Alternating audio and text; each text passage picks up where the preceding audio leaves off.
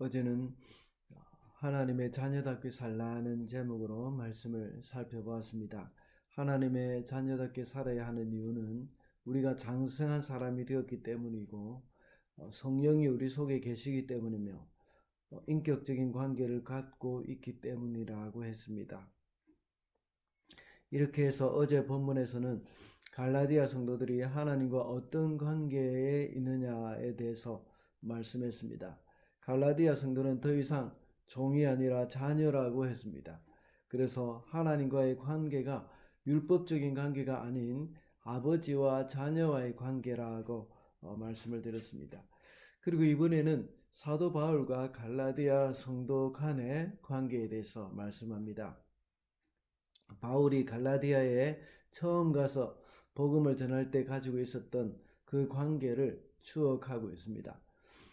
바울이 갈라디아 성도들에게 가지고 있었던 마음이나 갈라디아 성도들이 바울을 향해서 가지고 있었던 그 마음들은 그리스도 안에서 한 형제로서 가지고 있는 진정한 사랑이라고 할 수 있습니다. 그래서 오늘은 형제를 대하는 자세라는 제목으로 말씀을 살펴보겠습니다. 첫째로 형제를 대할 때는 서로의 연약함을 용서해야 합니다. 14절 말씀입니다. 그리고 내 몸에는 여러분에게 시험이 될 만한 것이 있는데도 여러분은 나를 멸시하지도 않고 외면하지도 않았습니다. 여러분은 나를 하나님의 천사와 같이 그리스도 예수와 같이 영접해 주었습니다. 14절의 말씀에서는 내 몸에는 여러분에게 시험이 될 만한 것이 있다고 했습니다. 또 13절에서는 자기가 병든 것으로 인하여서 복음을 전하는 계기가 되었다고 말하고 있습니다. 사도 바울에게는 육체의 연약함이 있었습니다. 고린도후서 12장에는 이것을 가리켜서 육체의 가시라고 말했습니다. 그것이 어떤 것인지 정확히 알 수는 없습니다. 학자에 따라서 추측만 하게 됩니다. 어떤 학자는 간질병이라고 하는 사람도 있었고 또 어떤 학자는 안질이라고 하는 학자도 있었습니다. 그래서 15절에 보면 눈이라도 빼어서 내게 주시리라 하는 말과 또 16장 11절에 보면 갈라디아서 6장 16절에 보면 내 손으로 큰 글자로 쓴 것이라는 말이 이것을 뒷받침해 준다고 말을 합니다. 이것이 간질병이든지 안질이든지 바울의 이런 육체의 연약함을 갈라디아에 있는 사람들이 그를 멸시할 수 있을 만한 그러한 부분이라고 볼 수 있습니다. 왜냐하면 그 당시에는 이런 질병이 있는 사람들은 저주를 받았다고 생각하는 경향이 많았습니다. 오늘날에는 장애인에 대해서 그런 인식이 거의 없지만 불과 20-30년 전에만 해도 이 장애인에 대한 인식이 아주 좋지 않았던 그런 기억이 있습니다. 하물며 그때 당시는 얼마나 더 심했겠습니까?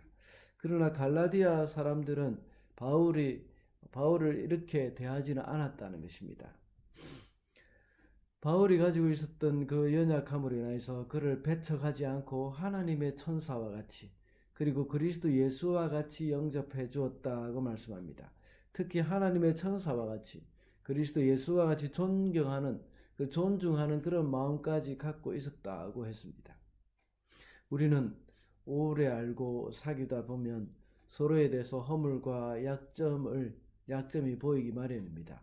그러나 그것을 가지고 배척하지 않고 서로 용납하고 존중해 줘야 합니다. 그것이 바로 공동체 안에서 형제 자매를 대하는 올바른 자세라고 할 수 있습니다. 우리 가까이 있는 가족부터 시작해서 우리 교회 공동체 지체들의 허물을 용납하고 존중하게 되는 저와 여러분이 되시기를 바랍니다. 둘째로 형제를 대할 때는 서로에 대해서 헌신해야 합니다. 15절 말씀입니다. 그런데 여러분의 그 감격이 지금은 어디에 있습니까? 나는 여러분에게 증언합니다. 여러분은 할 수만 있었다면 여러분의 눈이라도 빼어서 내게 주었을 것입니다. 바울이 처음 갈라디아에서 복음을 전했을 때에 갈라디아 성도들은 그 복음에 감격해서 깊은 헌신의 마음이 있었습니다. 그들의 눈이라도 빼어서 바울에게 주었을 것이라고 말할 정도였습니다. 앞서 말했듯이 바울이 안질로 시력이 좋지 못했을 수도 있습니다.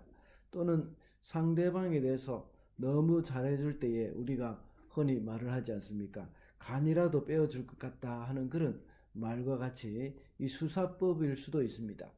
이 말은 그만큼 서로에 대해서 극단적으로 헌신적이었다는 것을 말하고 있습니다.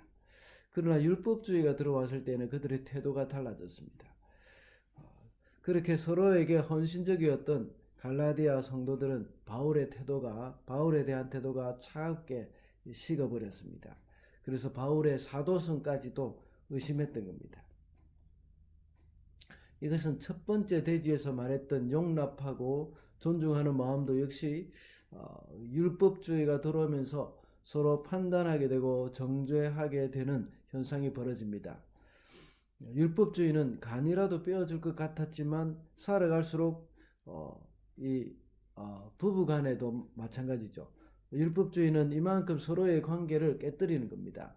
이 부부간에도 처음에 서로 만났을 때는 정말 간이라도 빼어줄 것 같지만 살아갈수록 서로를 판단하고 정죄하는 마음을 갖고 있습니다. 이것이 바로 율법주의입니다.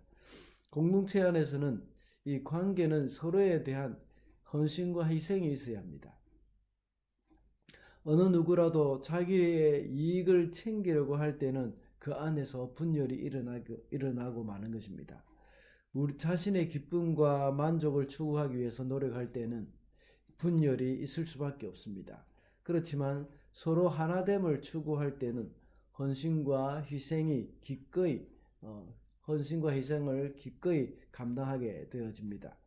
우리 주사람 공동체도 역시 자신의 이익과 자신의 기쁨보다는 공동체 안에서 하나됨을 추구하면서 서로에 대해서 헌신과 희생을 즐거이 감당해내는 저와 여러분이 되시기를 바랍니다. 마지막으로 형제를 대할 때는 진리 안에서 사랑해야 합니다. 16절과 17절입니다. 그런데 내가 여러분에게 진실을 말하기 때문에 여러분의 원수가 되었습니까? 위에서 내가 말한 사람들이 여러분에게 열심을 내는 것은 좋은 뜻으로 하는 것이 아니라 여러분을 내게서 떼어놓아서 여러분으로 하여금 자기네들을 열심히 따르게 하려고 하는 것입니다. 사도 바울이 갈라디아 교회 성도들에게 바른 권면을 했습니다. 복음의 진리를 떠나서 거짓 교사를 따라간 것에 대해서 책망을 했습니다. 그러나 반대로 율법주의자들은 와서 거짓된 가르침으로 바울과 갈라디아 성도들을 떼어놓으려고 했던 것입니다. 그들이 갈라디아 성도들에게 율법을 가르치면서 바울의 복음이 가짜라는 것을 말함으로써 바울과 갈라디아 성도들과의 관계가 약간 멀어졌습니다. 그래서 어제 읽었던 본문 11절의 말씀과 같이 바울이 갈라디아 교인들에게 처음 복음을 전할 때에 그 수고한 것이 헛될까 염려가 된다고 기록할 정도였습니다. 그리고 19절에 보면 바울이 하는 말에 갈라디아 성도들에게 그리스도 형상이 이루어지기까지 다시 해산의 고통을 겪는다고 말을 합니다. 바울은 진리의 말씀으로 그들을 가르치고 그들을 사랑하는 마음으로 책망을 했습니다. 그러나 거짓 교사들은 진리가 아닌 거짓으로 성도들을 유혹하였다는 것을 말씀하고 있습니다. 오늘날 신천지를 비롯한 이단들의 수법이 주로 이런 것입니다. 그들은 교회에 들어와서 목회자들의 가르침과 다른 것을 가르칩니다. 그래서 성도들의 마음을 미혹해서 교회 지도자들을 신뢰하지 못하게 만들고 그들로 하여금 교회에서 떠나게 하거나 또 교회에 분란을 일으키게 합니다. 믿음의 지체들은 이런 일을 잘 분별해야 합니다. 진리를 가르치면서 사랑하느냐 아니면 거짓을 가르치면서 사랑하는 척하고 공동체를 분열시키고 있지는 않는지 이것을 우리는 잘 분별을 해야 합니다. 무엇보다도 우리 형제를 대하는 자세는 진리 안에서 사랑해야 한다는 것을 명심해야 하겠습니다. 진리의 문제가 아닌 경우에는 항상 우리는 관용해야 합니다. 그래서 성도의 하나됨을 항상 지켜가야 합니다. 오늘날 교회는 진리의 문제에 대해서는 관대하고 진리의 문제가 아닌 부분에 대해서 지나치게 예민해져 있습니다. 그래서 분란이 일어나는 경우가 참 많습니다. 그러나 중요한 것은 진리 안에서 사랑하는 것입니다. 교회사는 진리와 거짓이 싸우는 역사입니다. 교회는 항상 진리의 말씀으로 거짓에 대항하며 싸워왔습니다. 진리의 문제에 대해서는 교회는 결코 양보해서는 안 됩니다. 끝까지 싸워야 합니다. 사도 바울도 복음의 진리를 지키기 위해서 거짓 교사와 싸웠습니다. 그러나 진리 안에서 서로 사랑했습니다. 말씀을 맺겠습니다. 오늘은 형제를 대하는 자세라는 제목으로 말씀을 살펴보았습니다. 형제를 대할 때에 서로의 연약함을 용납하고 존중해야 합니다. 서로에 대해서 헌신해야 하며 또 진리 안에서 사랑해야 한다고 했습니다. 주 안에서 형제 자매를 위해서 늘 기도하면서 공동체의 하나됨을 위해서 힘쓰는 저와 여러분이 되시기를 바랍니다.